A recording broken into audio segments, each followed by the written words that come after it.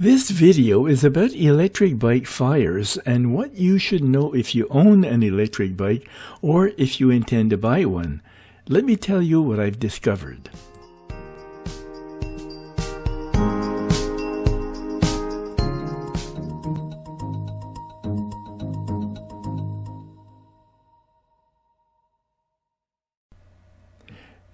This is a rerun of a video that I published a few weeks ago on March 19th, 2023, but with modifications.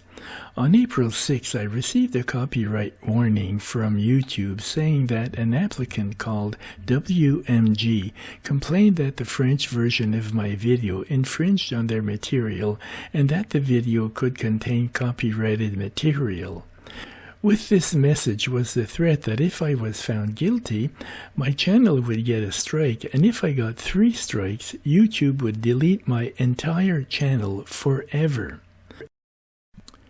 Since I had no idea who the complainant was, nor which video clips of the e-bike fires is the guilty one, and since I had no way of communicating with YouTube about this, I deleted both the French and the English versions. Today I'm republishing both videos without any of the borrowed material. This new version isn't as visually spectacular as the one that showed the violent e-bike fires, but it still contains the important message.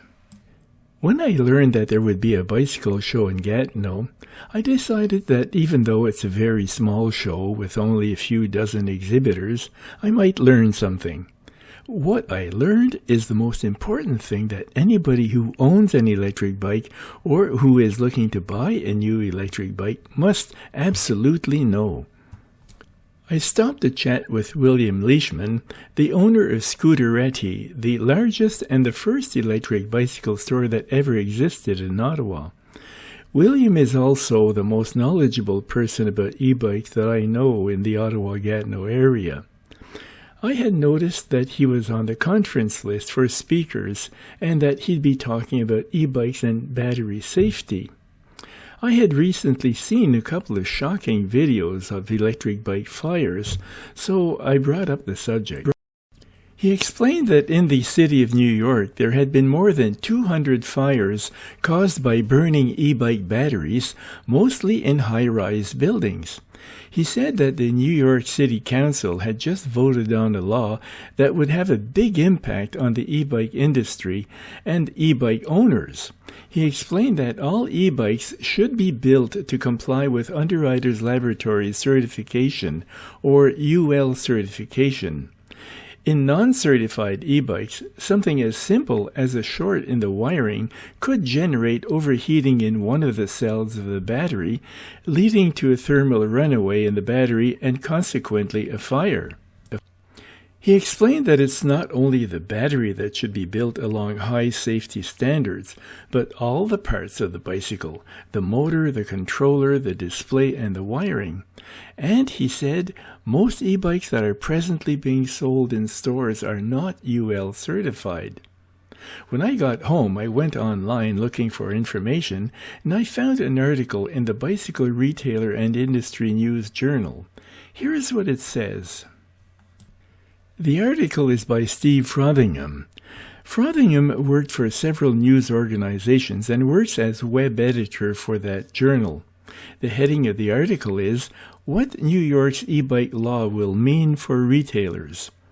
It was published on March 4th, 2023, and it reads like this. New York. Heather Mason is advising bike shops here to sell off any e-bikes that aren't certified to UL standards before a new local law takes effect. The standard that's required is the Underwriters Laboratory UL 2849 standard. Mason, the president of the National Bicycle Dealers Association, notes that the legislation, which passed the City Council Thursday, we're talking here about the 3rd of March 2023, and is expected to be signed into law by Mayor Eric Adams, allows 180 days after enactment before it is enforced. After that, city officials can fine retailers up to $1,000 per SKU for selling e-bikes or batteries that don't meet the relevant UL standard. I don't know what an SKU represents, but it sure doesn't sound good for the retailers. I expect that it won't be long before this requirement will be law all over the US and Canada. Frothingham is worried about what this is going to mean for the retailers, but I'm concerned about what it's going to mean for the owner of an e-bike that isn't certified. William told me that some landlords in New York City are now prohibiting the storage of electric bikes in their buildings.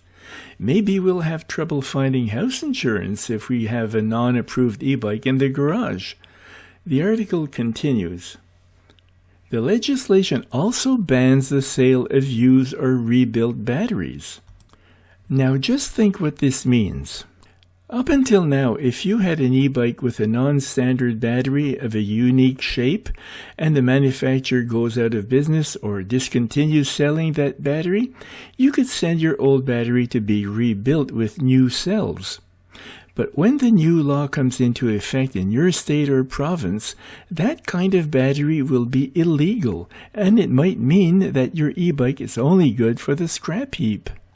The article goes on, but I'll just mention that the article says that Bosch, Bros, and Promovec are certified at present. I haven't found a detailed list of e-bike brands that qualify, so I can't help you in that regard. I don't know if it would be possible to have your e-bike retroactively approved if it isn't presently UL certified. If I were buying a new bike, though, I would make sure that it's UL certified. If you want to read the rest of the article, you can find a link in the description. I hope you found this video useful. If you would like to see more of my videos, have a look at the list of videos on my YouTube channel. If you'd like to help my channel, please give this video a like, comment, share, and if you haven't already done so, subscribe. There's another way you could be of even more help. That would be to buy a copy of my book, Sailor Without a Boat, How I Sailed on Other People's Yachts and Lived to Tell About It. Thanks for watching, and remember, never quit cycling.